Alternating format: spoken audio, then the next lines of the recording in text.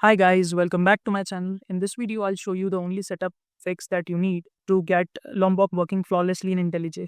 No fluff, just the real steps that actually solve the problem. Let's fix it once and for all.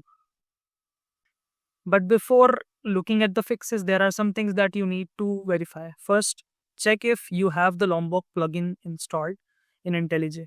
Without this, IntelliJ won't recognize Lombok annotations visually, even if your code compiles.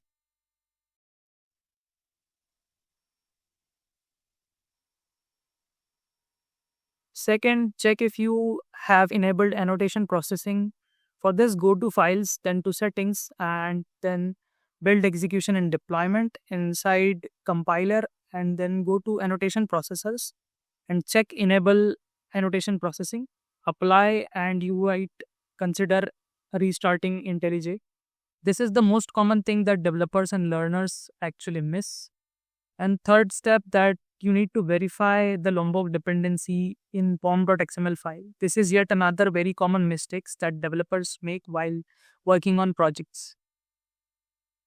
If you have ticked off this list and still have errors, let's look at what would have been going wrong here. First off, if you look closely in your pom.xml file, inside the Lombok dependency, there is one optional tag. I don't know if this comes by default when you create a project using IntelliJ Ultimate Edition, but I always use Spring Initializer website, and it's always is the case when you generate your project zip from there. So what you would want to do here is actually remove this tag. Now Spring will automatically fetch out the latest version available for Lombok and it will fix it. If that doesn't work for you, go to Google and search for Lombok Maven dependency. And from the Maven repository, you have to select the latest version available for Lombok. And then you copy this dependency.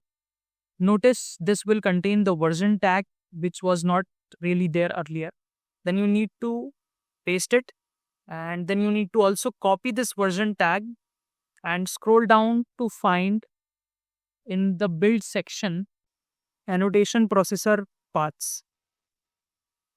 So inside this tag, you will find Lombok in an artifact IE tag. Just below this, you would want to paste the version tag that you copied. Also scroll down a bit below and you will see a configuration tag, and you would want to do the same there. Now do a quick Maven reload and then try and build the project once and then run it. You will see that this will build successfully. Now I'll go to my DTO class that I have created and I will add some notations from Lombok. For example, I'll add @data annotation, @getter annotation, and @setter annotation, since I want to use the getters and setters here. And then I will remove the getters and setters that I have explicitly defined over here.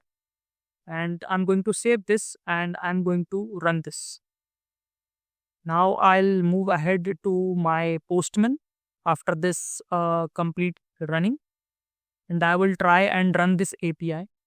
Let's see if the values that we are passing actually work over here and the mail is being sent. So yeah, you can see that everything worked out well.